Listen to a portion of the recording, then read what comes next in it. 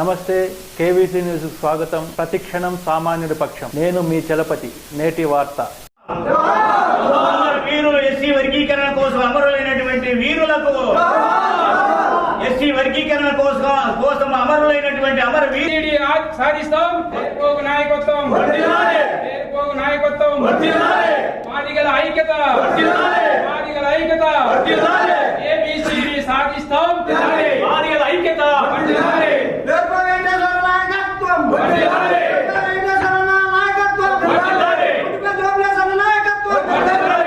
ఆశయాలు, అంబేద్కర్ ఆశయాలు, అంబేద్కర్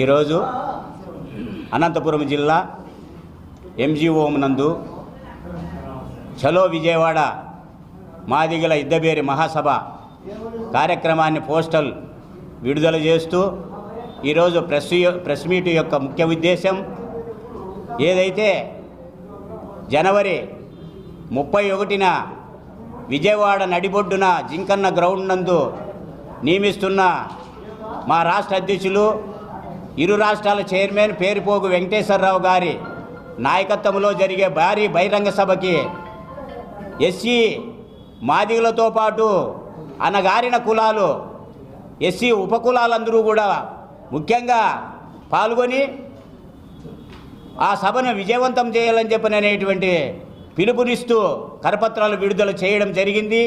ఈరోజు ఏదైతే ఇక్కడ కరపత్రాల్లో ఉండబడినటువంటి డిమాండ్లన్నీ కూడా సానుకూలంగా ప్రభుత్వాలు స్పందించి దాన్ని పరిష్కరించే విధంగా ఎస్సీ వర్గీకరణ చట్టబద్ధత కల్పించాలని చెప్పననేటువంటి డిమాండ్తో దానికి తోడుగా అనేక సంక్షేమ ఫలాలు ఖచ్చితంగా మాదిగలకు రావాల్సినటువంటి వాటా అవన్నీ రావాలని చెప్పననేటువంటి డిమాండు, అదేవిధంగా ఏదైతే అంబేద్కర్ గారు రాజ్యాంగంలో రచించి రాజ్యాంగంలో నడుస్తున్నామో మాకు ఇచ్చినటువంటి రిజర్వేషన్లలో ఏ పార్టీ మాదిగలకు సముచిత స్థానం కల్పించి 21 అసెంబ్లీ సీట్లు, 4 పార్లమెంటు సీట్లు ఇవ్వాలని చెప్పనని ఇదివరలోని అన్ని జిల్లాల్లోనూ ప్రచారం చేయడం జరిగింది.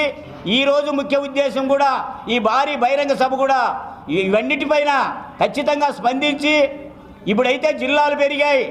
ఇదివరలో 29 అసెంబ్లీ రిజర్వేషన్ ఉన్నాయి.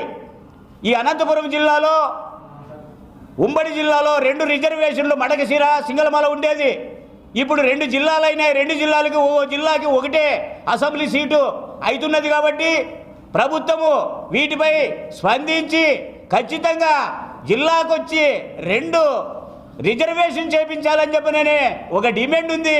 ఈ డిమాండ్ కోసం ఖచ్చితంగా మేము జరగబోయే రోజుల్లో వీటిని పాటించుకుంటే ఏ ప్రభుత్వమైనా కానీ ఖచ్చితంగా దీనిపైన అంచెలంచెలుగా ఉద్యమాలు చేసి ఖచ్చితంగా దాన్ని అమలు చేయాలని చెప్పని డిమాండ్ చేస్తున్నాం. ఈ ఎస్సీ వర్గీకరణ కోసం దాదాపుగా 30 సంవత్సరాలుగా అశువుల బాసినట్టి మాదిగ అమరవీరులకు జోహార్లు అర్పించుకుంటూ వారి ఆశయాన్ని కొనసాగించాలంటే మొన్న ముఖ్యమంత్రి తెలంగాణ మీటింగ్కి, మందకృష్ణ పిలిపించినటువంటి మీటింగ్కి వచ్చాడు. వంగి దండాలు పెట్టాడు. మాదిగలకి కుటుంబ సభ్యులు అన్నాడు. కానీ ఆయన కుటుంబ సభ్యులని నిజంగానే ఆయన మనసులో ఉంటే ఎప్పుడు అక్కడ సభలోనే వర్గీకరణ చేసే చట్టం చేసే పార్లమెంటు సభ్యులు ఆయనకు ఉన్నారు కాబట్టి, మెజారిటీ సభ్యులు ఉన్నారు కాబట్టి ఆయన కూడా కమిషనర్ ఉంటాడు.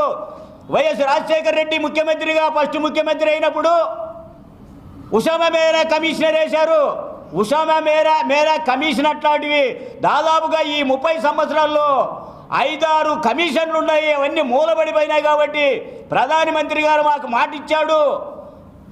అప్పుడు 10 ఏళ్ల కిందటే తిరుపతిలో నేను గెలిచిన 100 రోజుల్లోనే బీజేపీ ప్రభుత్వము వర్గీకరణ చేసి తీరుతానని చెప్పని మాట ఇచ్చాడు. ఆ మాట 10 ఏళ్ళైనా మరీ ఇప్పుడు 10 ఏళ్ళలో లాస్ట్లో తెలంగాణ ఎన్నికల సమయంలో కమిషనర్ పేరుతో జాపము చేయడము, మాదిగ మేధావులందరూ కూడా చర్చించుకుంటున్నారు.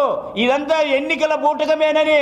కాబట్టి ప్రధానమంత్రికి నిజంగా మా పైన అభిమానం ఉండి చిత్తశుద్ధి ఉంటే ఖచ్చితంగా ఎస్సీ వర్గీకరణ ఇప్పుడు జరగబోయే పార్లమెంటు సమావేశాల్లో ఎస్సీ వర్గీకరణ చట్టబద్ధత కల్పించాలని చెప్పని డిమాండ్ చేస్తున్నాం. కోర్టు కూడా, సుప్రీంకోర్టు కూడా 5గురు ధర్మస్థానంలో 5 మంది బెంచి ఖచ్చితంగా ఏ రాష్ట్రమైనా రాష్ట్రంలో వర్గీకరణ చేసుకోవచ్చు అని చెప్పని ఒక గైడ్లైన్స్ ఇవ్వడం జరిగింది. ఇప్పుడు కూడా మాకు సుప్రీంకోర్టు నుంచి సానుకూలమైనటువంటి తీర్పు వస్తుందని కూడా కోర్టును మేము ఆశిస్తున్నాము. ప్రధానమంత్రి గారు ఖచ్చితంగా ఆయన్ని ఒప్పించే విధంగా మన రాష్ట్ర ముఖ్యమంత్రి జగన్మోహన్ రెడ్డి గారు కూడా అసెంబ్లీలో ఏకగ్రీవ తీర్మానం చేసి పార్లమెంటుకు పంపించి పార్లమెంటులో ప్రధానమంత్రిని ఒప్పించే సత్తా ధైర్యము జగన్మోహన్ రెడ్డికి ఉంది కాబట్టి ఖచ్చితంగా ఒప్పించాలని చెప్పని కూడా జగన్మోహన్ రెడ్డి గారికి మేము విజ్ఞప్తి చేస్తున్నాము. కాబట్టి ఖచ్చితంగా వీటిపై స్పందించి మాకు 21 అసెంబ్లీ సీట్లు కావాలి, 4 పార్లమెంటు సీట్లు కావాలి. కాబట్టి ఇంకా కొంచెం ఎక్కువ పెంచి మా సోదరులకు కూడా ఇవ్వండి, అదేమి ఇబ్బంది లేదు. కాబట్టి ఖచ్చితంగా మాదిగలకి ఏ పార్టీ అయితే సముచిత స్థానం కల్పిస్తుందో వారికి మేము మద్దతు ఉంటుంది. మాకు వ్యతిరేకంగా ఎవరున్నా వాళ్ళని ఓడగొట్టడానికి మేము ఎనుకాడబోమని చెప్పని విజ్ఞప్తి చేసుకుంటూ నా తోటి మిత్రులందరికీ మరొకసారి విజ్ఞప్తి చేస్తూ మీకు పత్రికా విలేకరులకి ముందున్న ప్రింట్ మీడియా వాళ్ళకు కూడా పేరున ధన్యవాదాలు తెలియజేసుకుంటూ సెలవు తీసుకుంటున్నాను. ఇంతటితో నేటి వార్త సమాప్తం. మరిన్ని వార్తా విశేషాలతో మీ ముందుకు వస్తుంది కేవీస్ న్యూస్.